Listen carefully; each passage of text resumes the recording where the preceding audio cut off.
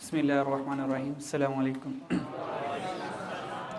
Last जो हमारी discussion थी, हमने एक क्वेश्चन का एनालिसिस किया जिसमें नंबर ऑफ़ एक्सीडेंट और नंबर ऑफ़ डेज़ के क्वेश्चन को हमने सॉल्व किया कि अगर एग्जामिनर हमें less than cumulative frequency given कर दे तो हम कैसे इसको सॉल्व करेंगे, और more than cumulative frequency given कर दे तो कैसे हम सॉल्व करेंगे। तो उसको हमने देखा कि अगर हमारे पास इन्फॉर्मेशन जो डाटा है वो लेस देन की फॉर्म में है या मोर देन क्यूमुलेटिव की फ्रीक्वेंसी की फॉर्म में, और अब मुझे कोई डिसीजन मेकिंग करनी है तो मैं क्या करूँगा, अपने लिए आसानी क्रिएट करने के लिए उस लेस और मोर को ओरिजिनल फ्रीक्वेंसी में कन्वर्ट कर लूँगा, फिर मेरे लिए ज़रा सोचना आसान हो जाएगा।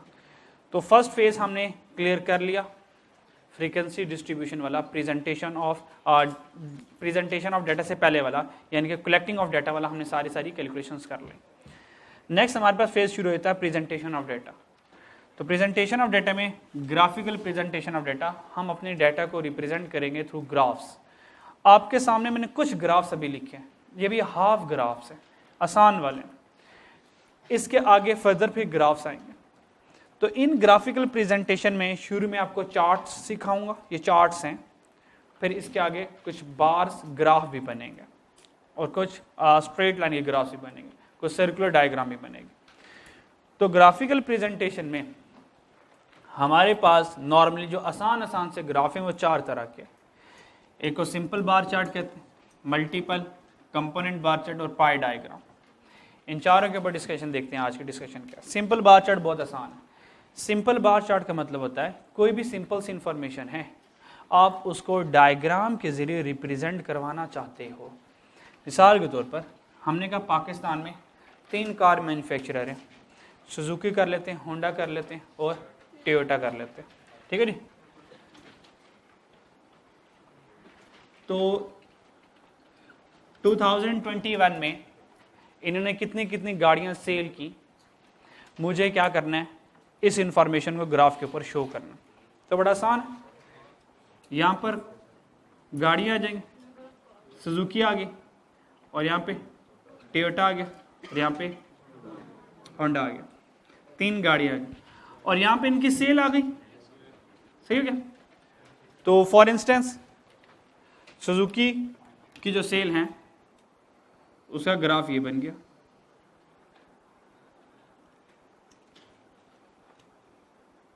ये सुजुकी का ग्राफ आ गया, ठीक है ना। फिर हमने टोयोटा का ग्राफ आया,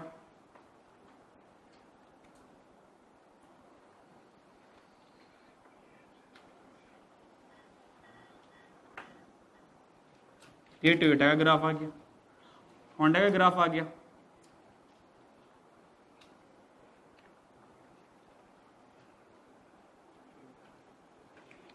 ये होंडा का ग्राफ आ गया, तीनों के ग्राफ्स आ गए, ठीक है जी। तो ये जो ग्राफ मुझे नजर आ रहे हैं तीनों के, अभी सिंपल सी इंफॉर्मेशन थी तो मैंने इसको ग्राफ के फॉर्म में कन्वर्ट कर दिया। This is called simple bar chart. तो सिंपल बार चार्ट में सिंपल सी इंफॉर्मेशन को ग्राफिकली प्रेजेंट कर देंगे। यहां से हम क्या करेंगे, हम इन तीनों को कंपेयर कर सकते हैं। अगर मैं ग्राफिकली आपसे पूछूं कि भाई सबसे ज्यादा सेल किसकी हुई, आप कहेंगे सर सुजुकी की, और सबसे कम सेल किसकी हुई, टोयोटा की। तो चीज़ों को कंपेयर करना ज़रा आसान हो गया, ठीक है जी। अच्छा, तो सिंपल बार चार्ट में एग्जामिनर यहाँ से कुछ क्वेश्चंस पूछेगा, वो क्वेश्चन क्या पूछेगा एट द एंड बताऊंगा आपसे। तो सिंपल बार चार्ट पता चल गया। मल्टीपल बार चार्ट क्या, ये नोट्स के एंड में मैंने सारे चार्ट्स और बार्स और ग्राफ्स बनाए हुए हैं, अब वहाँ से भी इनकी ज़ियारत कर सकते हैं।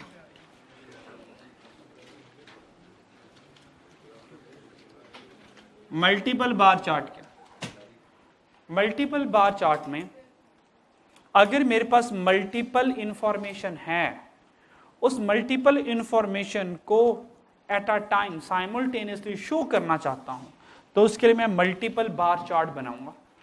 फॉर एग्जांपल मैं कंपेयर करना चाहता हूं अपनी क्लास के पास और फेल रेशियो को।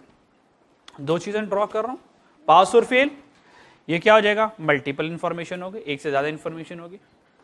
मैं पाकिस्तान में लाहौर में कोविड की वजह से डेथ रेशियो क्या है, डेथ को और जो रिकवर्ड हुए इनकी इंफॉर्मेशन को कंपेयर करना चाहता हूं, मल्टीपल इंफॉर्मेशन होगी। इस तरह बर्थ रेट डेथ रेट को कंपेयर करना सकता हूं।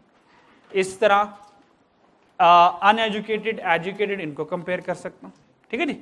इस तरह मेल फीमेल इनको कंपेयर कर सकता हूँ, मैरिड अनमैरिड इनको कंपेयर कर सकता हूँ, ठीक है जी, और पास फेल इनको कंपेयर कर सकता हूँ। तो अगर दो मेरे पास कंट्रास्टिंग इंफॉर्मेशन है, अगर उनको मैं रिप्रेजेंट करना चाहता हूं तो कैसे रिप्रेजेंट करूंगा? मल्टीपल बार चार्ट से, ठीक है जी। तो मल्टीपल बार चार्ट में हम किसी भी दो इंफॉर्मेशन को एट अ टाइम शो करवा रहे होते हैं।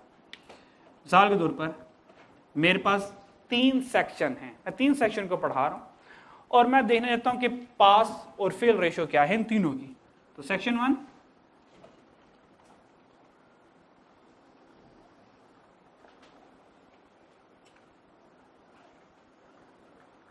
और मैंने कहा ये जो ब्लू बॉक्स है ये पास है और ये जो रेड बॉक्स है ये फेल का है, साथ मैंने की बना दी। एग्जाम में आपको कोई डायग्राम नहीं बनानी, ना ही एग्जाम में डायग्राम वाला नॉर्मली ये सवाल आना है। इनमें से कोई सवाल डायग्राम का एग्जाम में नॉर्मली नहीं आता, पर ये होते क्या है बस इसको अंडरस्टैंड आप कर लें। तो एग्जाम पॉइंट ऑफ व्यू से टेंशन ना लें। सेक्शन 1 में से इतने हजरात पास हुए और फेल ये हो गए, ये सेक्शन 1 की इंफॉर्मेशन मेरे पास आ गई, ठीक है जी। साथ सेक्शन 2 आ गया। सेक्शन 2 बस 2 सेक्शन कर लेते हैं हम। सेक्शन 2 ये सेक्शन 1 था, तो सेक्शन 1 में सेक्शन 2 में सारे फेल। आप सेक्शन 2 में है, आप कौन से सेक्शन में? सेक्शन 0 में। ये फेल वाला कौन था मेरे भाई? आपने किस सेक्शन में जाना है?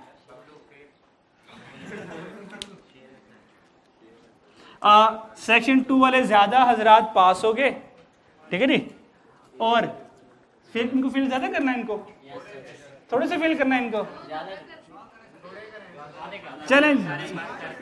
चलें जैसे आप लोग के।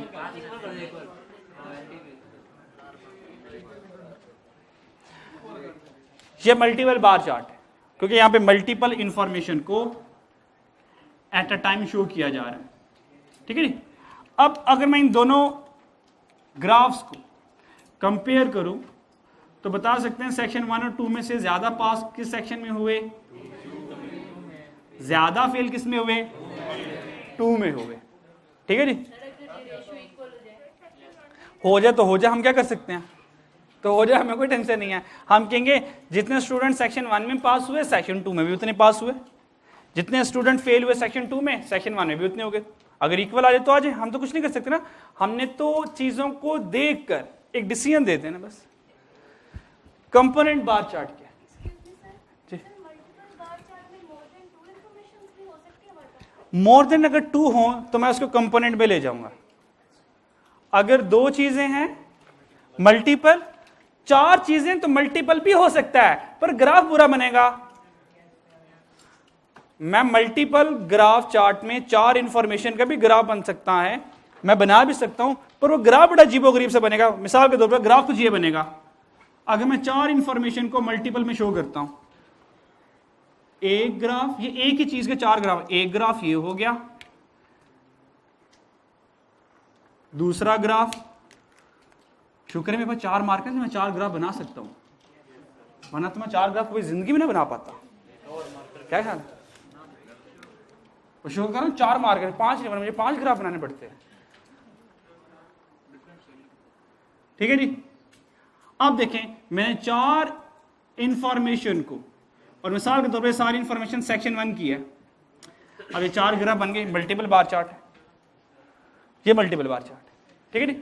पर इस तरह से चीजों को रिप्रेजेंट करने के बगैर हम चाहते हैं अगर एक से ज्यादा इंफॉर्मेशन है ना, बजाय इसके इस तरह मेहनत ज्यादा लग रही है, आपको 4 डिफरेंट ग्राफ बनाने पड़े, चारों पर मेहनत करनी पड़ी, इसकी बजाय आप एक ही ग्राफ बनाओ और उसके हिस्से कर लो।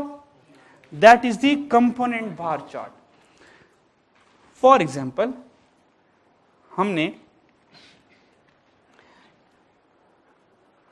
इसका एक डाटा भी ले लेते हैं और साथ इस डाटा के अकॉर्डिंग फिर हम ग्राफ भी बना लेते हैं। इंफॉर्मेशन ये है कि हमारे पास कुछ चीज़ें थी, उन चीज़ों में मिसाल के तौर पर ये फैमिली ए का, एक फैमिली ए है, उसका ग्राफ बना रहा हूँ। फैमिली ए ने कुछ एक्सपेंसेस किए, खर्चे किए फूड के ऊपर मिसाल के तौर पर उन्होंने 10,000 खर्च किया और क्लॉथ के ऊपर 6,000 खर्च किए और यूटिलिटीज़ के ऊपर उन्होंने 8,000 खर्च किए और अदर्स में उन्होंने 4,000 खर्च किए। ठीक है जी, टोटल कितना हो गया जी? 28,000 हो गया। तो टोटल हो गया 28,000। ठीक हो गया जी। अच्छा, अब मैं ना इस इंफॉर्मेशन को ग्राफ में प्रेजेंट करना चाहता हूं। हालांकि एग्जाम में तो हमें ग्राफ बनाने नहीं आएंगे, एग्जाम में तो ग्राफ बनाया आएगा अगर उसने आना हुआ तो, हालांकि उसने वो भी नहीं आना। एग्जाम में अगर क्वेश्चन आएगा तो ग्राफ बनाया आएगा, पर एग्जाम में वो भी नहीं आएगा। ठीक है, तो एग्जामिनर नॉर्मली इस चैप्टर में से डायग्राम वाले सवाल नहीं पूछता नॉर्मली, सिवाय एक डायग्राम के, और जब डायग्राम आएगी मैं आपको बता दूंगा। अच्छा जी, 4 इंफॉर्मेशन है, मैं क्या करूंगा इसको एक सिंगल डायग्राम में कन्वर्ट कर दूंगा। तो अभी फिलहाल पाई डायग्राम का वक्त नहीं आया, इसकी जगह मैं कंपोनेंट बार चार्ट यहां पे ड्रॉ करने वाला हूं।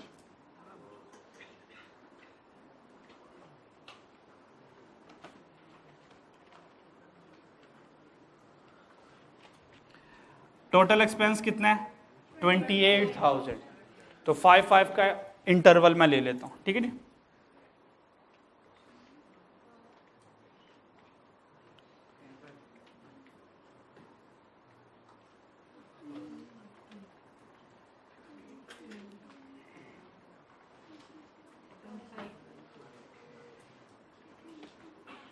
ट्वेंटी 25 और 30।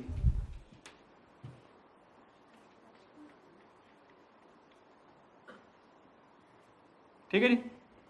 अच्छा जी, अब मुझे इसको ग्राफ में कन्वर्ट करना है, तो हमने कहा ठीक है, फूड का एक्सपेंस कितना है? 10,000। तो यहाँ से एक ग्राफ बनाऊंगा 10,000 तक।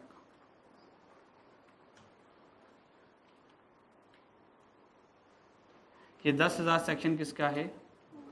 फूड का। ठीक है, 10 + 6 कितने हो गए? 16,000। तो यहाँ तक 15 मान लें, दिस इज द 16, ये 16 है, तो यहाँ तक ये ग्राफ किसका? क्लॉथ का।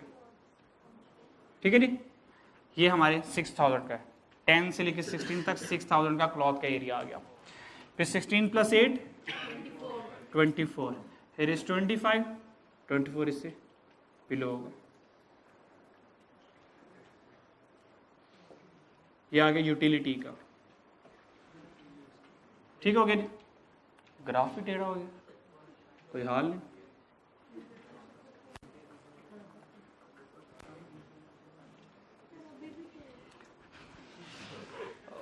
उसकी किस्मत ही ऐसी है, मैं इससे ज़्यादा कुछ नहीं कर सकता, इससे ज़्यादा इसको सुधार नहीं सकता मैं।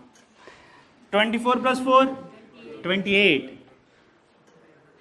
मैंने बड़ी कोशिश की वो सुधर जाए, पर वो अब जैसा ही है, समझ नहीं आती उसको, टीचर की बात ही समझ नहीं लगती उसका। तो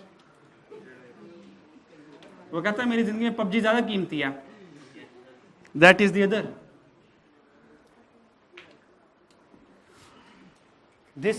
this graph is called component bar chart. ये बार बनते हैं, इसको रेक्टेंगुलर कंपोनेंट बार भी चार्ट भी, क्योंकि ये हर एक जो बॉक्स बनता है तकरीबन रेक्टेंगुलर शेप का बनता है, तो इसको कंपोनेंट बार चार्ट भी कह सकते हैं, इसको रेक्टेंगुलर कंपोनेंट बार चार्ट भी कह सकते हैं। बात समझ लगी? देखें, मैंने एक बार बनाया, उसके मुख्तलिफ हिस्से कर दिए, दिस इज कॉल्ड कंपोनेंट। मैंने इंफॉर्मेशन को कंपोनेंट में रिप्रेजेंट कर दिया। तो ये जो डायग्राम इस तरह की बनती है, इसको कंपोनेंट बार चार्ट कहते हैं। यहां तक बात क्लियर होगी? नेक्स्ट में सेम इंफॉर्मेशन एग्जामिनर कहेगा परसेंटेज कंपोनेंट बार चार्ट। क्या है? Percentage component bar chart. यानी कि इसी कंपोनेंट बार चार्ट को मुझे रिप्रेजेंट कर दो किसमें, परसेंटेज में। अब वो कैसे होगा? अच्छा, उससे पहले परसेंटेज में जाने से पहले सिंपल बार चार्ट और मल्टीपल बार चार्ट, इन बार चार्ट में से ना एग्जामिनर एक थ्योरी के सवाल पूछता है। वो थ्योरी का सवाल क्या है? वो सवाल ये है, एग्जामिनर ये पूछेगा कि ये जो एक बार और दूसरे बार के दरमियान में ये जो गैप आ रहा है, ये जो गैप आ रहा है यहाँ पे, ये जो गैप आ रहा है, बार्स के दरमियान में जो गैप आ रहा है, ये गैप आने की रीजन क्या है? गैप आने की रीजन ये है, इंफॉर्मेशन में जंप्स हैं, इंफॉर्मेशन में ब्रेकअप है, इंफॉर्मेशन कंटिन्यूअस नहीं है। तो बार चार्ट की कुछ प्रॉपर्टीज हैं, बार चार्ट की कुछ प्रॉपर्टीज है। ये सारा कुछ आपके नोट्स में लिखा हुआ है, आप लोगों को कुछ लिखने की जरूरत नहीं है, बस आप लोगों को चीजों को सिर्फ समझना है। पहली इंफॉर्मेशन हम कहेंगे the gap between bar chart represents that data is discrete, data discrete nature का, दैट्स वाई गैप है। अगर कंटिन्यूस डाटा होता तो गैप ना आता। बात समझ आ रही मेरी? सेकंड, वो ये पूछता है, ये जो आप डायग्राम बनाते हो बार चार्ट की, वो सिंपल हो या मल्टीपल हो, कोई भी बार चार्ट हो, क्या वो हॉरिजॉन्टल बनता है हमेशा, क्या वो हमेशा वर्टिकल बनता है, या वो हॉरिजॉन्टल भी बन सकता है वर्टिकल भी बन सकता है? आप क्या कहेंगे? वो हॉरिजॉन्टल भी बन सकता है, वो वर्टिकली भी बन सकता है, ये हमारी मर्जी होगी। जितने भी मैंने डायग्राम्स बनाई ये सारी वर्टिकल बनी हुई है, ये सारी वर्टिकल बनी हुई है। अगर आप हॉरिजॉन्टल बनाना चाहें तो बना सकते हैं। हॉरिजॉन्टल में कुछ इस तरह से इंफॉर्मेशन शो रही होगी, ग्राफ ऐसे नजर आ रहे होंगे आपको,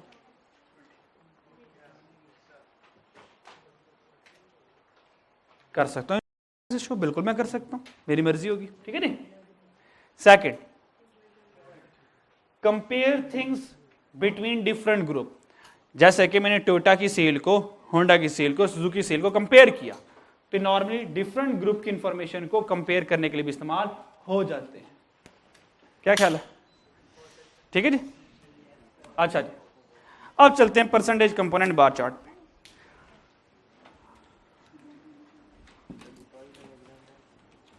पाई डायग्राम रह गई है, उसका भी वक्त नहीं आया ना। चलें जी, इस सारी इंफॉर्मेशन को मुझे अब कन्वर्ट करना है परसेंटेज में, ठीक है जी। तो परसेंटेज में कन्वर्ट करने के लिए आजकल टोटल परसेंटेज कितनी होती है? 100 होती है, 100 होती है आजकल, 100 होती है। पहले मेरे ख्याल में 100 थी, पर आजकल 100 चल रही है। हाँ, पहले 100, पुराने जमाने में 100 हुआ करता था, मॉडर्न दौरे तो आजकल 100 चल रही है। 20-20 का डिफरेंस ले लेते हैं, 20%,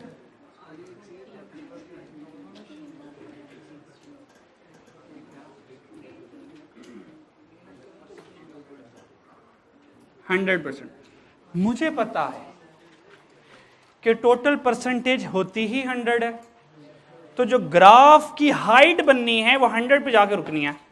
तो मैं ग्राफ पहले ही डिजाइन कर लेता हूं कि टोटल ग्राफ जो बनना है वो 100% पर ही बनना है। तो इस 100 पर मैंने ग्राफ ड्रॉ कर लिया पहले, ठीक है जी। बात समझ आ रही है? अब मैं ये देखना चाहता हूं कि हमने अपने बजट का, मेरे पास टोटल बजट कितना है, मेरे पास टोटल बजट कितना है, इस टोटल बजट में से मैं खाने के ऊपर कितने पैसे लगा रहा हूं और क्या परसेंटेज लगा रहा हूं। मैं खाने पे कितने पैसे लगा रहा हूं? 10,000 लगा रहा हूं, ठीक है। अच्छा, अब मुझे इन सारी इंफॉर्मेशन को परसेंटेज में कन्वर्ट करना है। किस में कन्वर्ट करना है? परसेंटेज में कन्वर्ट करना है।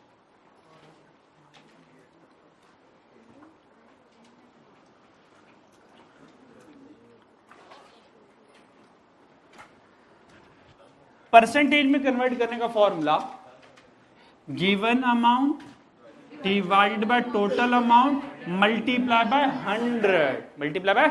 100 तो यहां से कैसे आएगा 10,000 डिवाइडेड बाय 28,000 मल्टीप्लाई बाय 100 तो परसेंटेज क्या आई?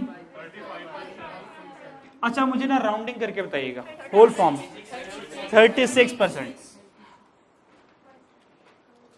36% क्लॉथ की 21%, यूटिलिटी की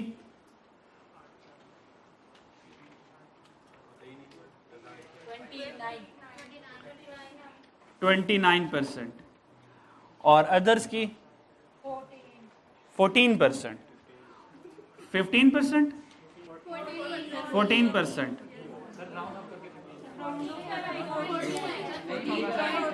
अच्छा मुझे ना इसका तरीका ये होता है, मुझे टोटल 100 करना है, 100 में से ना 1 2 3 इन तीनों को माइनस कर दो, जो बच जाएगा वो यही होना है। 14 बचता है, बस ठीक है 14 करते हैं हम। ठीक हो गया। चलें अब डायग्राम बनाते हैं। 36% फूड है, तो वेयर इज 36%? मिसाल के तौर पर दिस इज 36, ये फूड डिपार्टमेंट आ गया। 36 प्लस 21 आंसर इज 57। क्या आ गया? 57। तो 57 यहां पर आ गया 57। This is cloth section.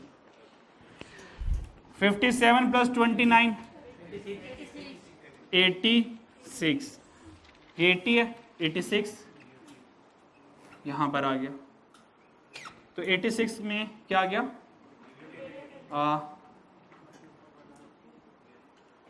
और जो रिमेनिंग बच गया वो अदर्स बच गए मेरे पास। यहां तक क्लियर हो गया जी?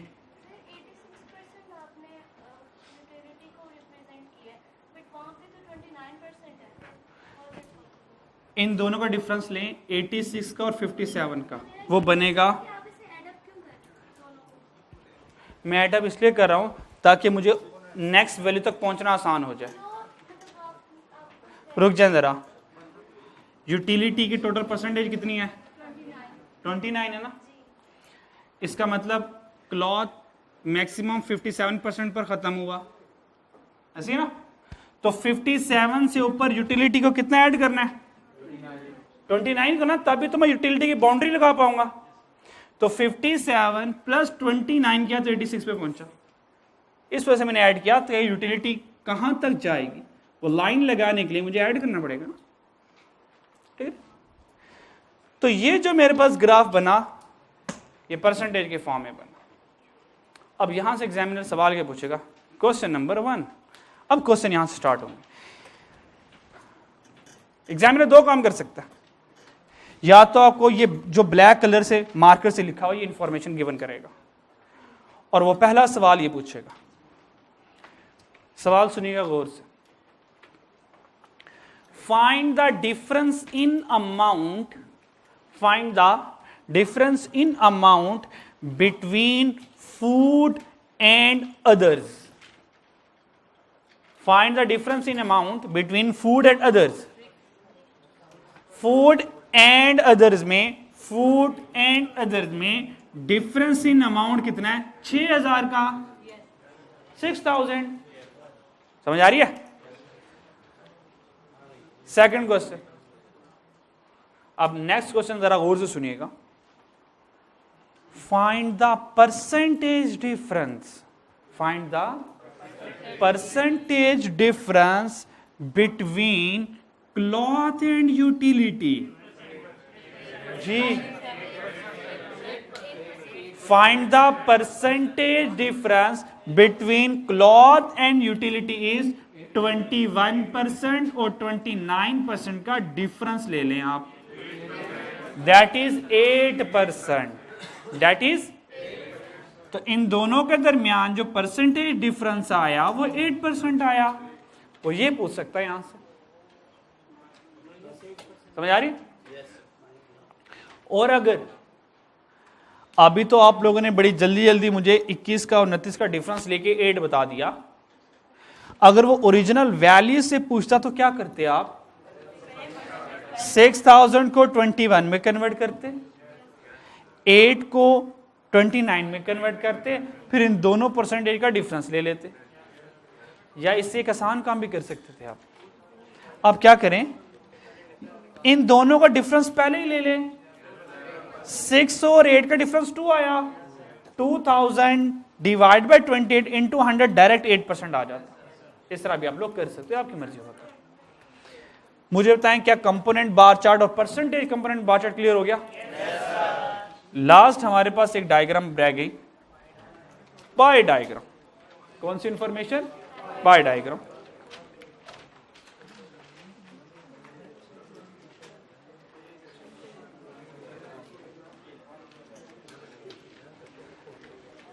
पाई डायग्राम में देखेगा, पाई डायग्राम को हम कैसे सोल्व करते हैं।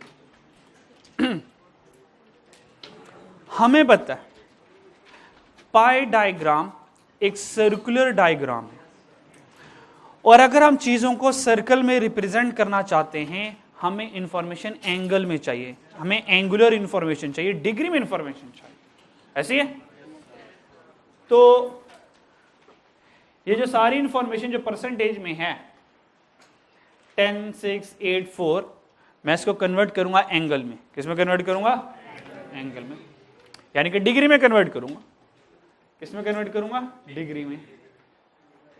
और डिग्री में कन्वर्ट करने के लिए मल्टीप्लाई बाय क्या करूंगा? 360 से करूंगा। ठीक है? तो बताएं 10,000 का एंगुलर डिफरेंस, एंगल क्या आ रहा है? डिग्री क्या आ रही है 10,000 की? 10,000 divide by 28 multiply by 360, answer is 129 आया। 129 आया। 6000 पे आए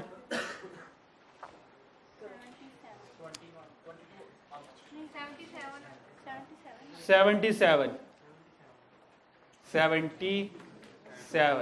8000 का कन्वर्ट करें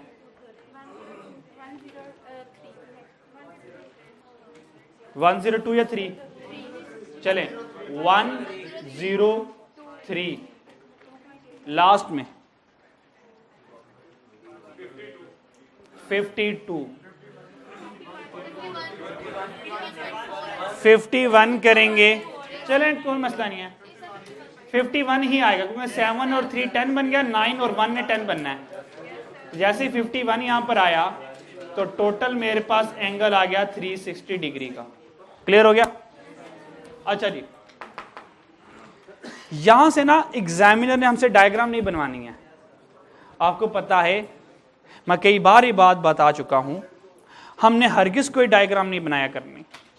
ये डायग्राम सिर्फ इसलिए समझा रहा होता हूं, बना रहा होता हूं ताकि कंसेप्ट में आपको कॉन्फिडेंस आ जाए, वरना मुझे भी ये डायग्राम बनाने की जरूरत नहीं है। पाई डायग्राम बनाते हैं। पाई डायग्राम सर्कुलर डायग्राम है।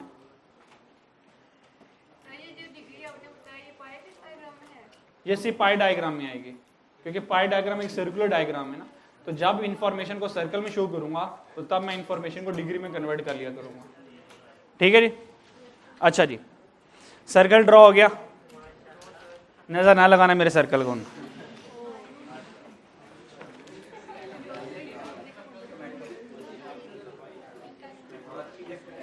ऐसा सर्कल ड्रॉ करने के लिए मुझे पहले एक पूरा हफ्ता प्रैक्टिस करना पड़ी थी। समझ आ रही?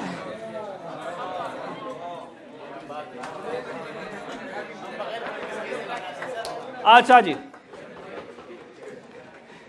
तो गुगली कराई और ये सर्कल बन गया। अच्छा जी, रेडियस आ गया हमारे पास 90, 180, 270। पता नहीं मैं ये क्यों बनाई जा रहा हूँ, एग्जाम में आना हालांकि आना ही नहीं है हमें। आप लोग भी ये नहीं कहते सर हमें समझ लग गई है, आगे चलते हैं। अच्छा कंसेप्ट रह गया। अच्छा जी, फूड में डिग्री 129 है, ऐसे ही है 129, तो ये 90 होगा।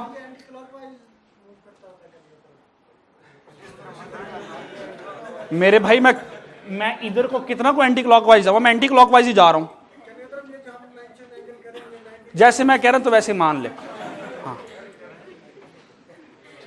तो मेरे भाई मैं एंटी क्लॉकवाइज ही जा रहा हूं, अब इससे ज्यादा मैं और कहना तो मेरी कलाबाजी लग जानी है। समझ आ रहा है? आप जो कह रहे हैं वो हक है, सच है, पर आपने मेरी बात माननी है। अच्छा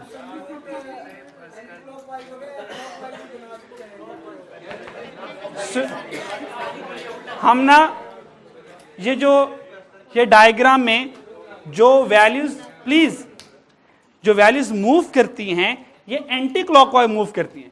यहां पे मेरे पास 0 डिग्री होता है ना, तो मैं एंटी क्लॉकवाइज मूव करूंगा 90, फिर वैल्यूज इंक्रीज होते हैं 360 पर ऐसे आएगा। सही।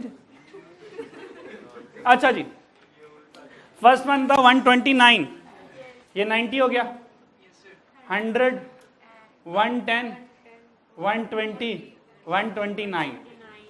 अब 129 पर यहां पर एक ये 129 ही है, अब बाकी जिसको 130 लग रहा है नजरों का धोखा है। ये 129 एग्जैक्ट डी से मेजर किया है मैंने, तो पहले कौन सच बोल रहा था मैं। बहुत अच्छी बात है, शुक्र है आपने बता दिया मुझे।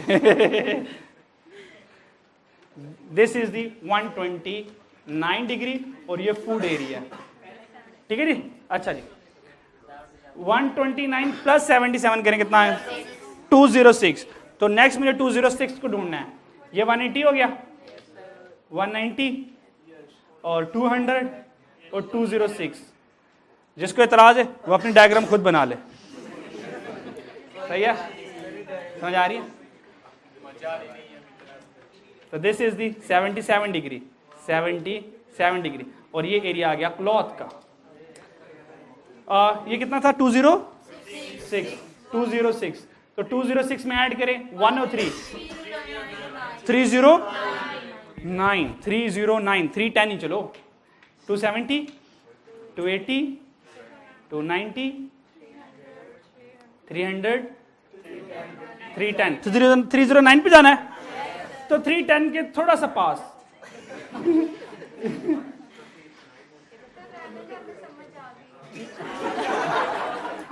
सारी डायग्राम बन गई है तो समझ आ गई है, ये समझ पहले कर लेते। अब तो मैं कंप्लीट कंसेप्ट समझा के छोड़ूंगा। तो दिस इज दी क्या 1 और 3, और रिमेनिंग क्या रह गया 51 डिग्री। ये अदर्स आ गया और ये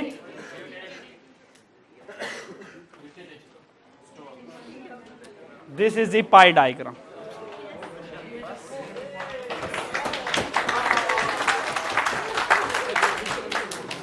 अब यहां से एग्जाम क्वेश्चन सुन लें। एग्जामिनर ने इनमें से कोई तस्वीर नहीं बनानी है। एग्जामिनर यहां से सवाल पूछ सकता है। पहला सवाल कि मुझे बताएं फूड और क्लॉथ में परसेंटेज डिफरेंस क्या है, वो परसेंटेज की कैलकुलेशन पूछ सकता है। सेकंड क्वेश्चन वो इन्हीं एक्सपेंसेस की एंगुलर डिफरेंस पूछ सकता है। दूसरा वो पाई डायग्राम का फॉर्मूला पूछ सकता है। पाई डायग्राम का फॉर्मूला क्या, given value divide by total value multiply by 360। ठीक हो गया। तीसरी चीज जो एग्जामिनर यहां से पूछेगा वो बार चार्ट की 3 प्रॉपर्टीज जो लिखवाई हैं, वो 3 प्रॉपर्टीज आप लोगों से पूछ लेगा। ठीक है, तो यहां पर हमारे तकरीबन बार चार्ट खत्म हो गए। अच्छा, नोट्स में आए जरा, पेज नंबर 5 पे प्रिंसिपल ऑफ डाटा टेबुलेशन है।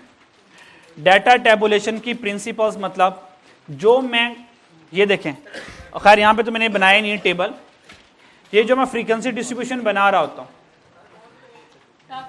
पेज नंबर 5 पे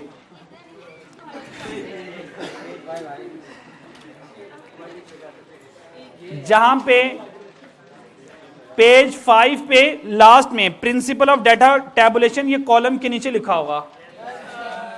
अच्छा, जब मैं इंफॉर्मेशन को रोज और कॉलम की फॉर्म में लिखता हूं, वो कहता है कि रोज और कॉलम की फॉर्म में जब आप चीजों को लिखेंगे ना, तो इन चीजों का ख्याल रख लीजिएगा। नंबर 1 सिंप्लिसिटी, कहता है मटेरियल सिंपल होना चाहिए, कॉम्प्लेक्स चीजों को ना लिखिएगा।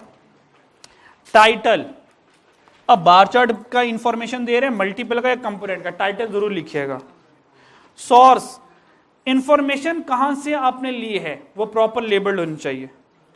यूनिट्स, अगर मैं कोई केजी यूज कर रहा हूं, kilometre per hour unit use कर रहा हूं, मीटर यूज कर रहा हूं, नंबर ऑफ स्टूडेंट्स यूज कर रहा हूं, तो ये यूनिट साथ लिख दीजिएगा अगर हैं तो।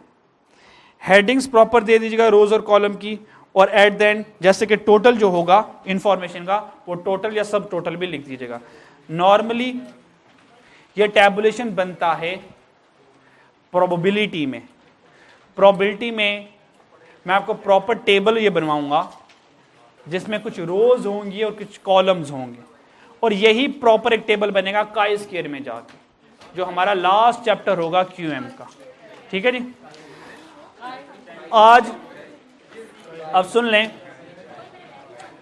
आज घर जाके आप लोगों ने चीज़ों को रिवाइज करना है, और आई कैप का जो क्वेश्चन बैंक है वो बुक शॉप से ले लें, ताकि उसके क्वेश्चन भी हम साथ साथ डिस्कस करते रहें, और फर्दर प्रैक्टिस के लिए भी मैं आपको क्वेश्चन अवेलेबल कर दूंगा। अपना ख्याल रखिएगा, कल मुलाकात होती है।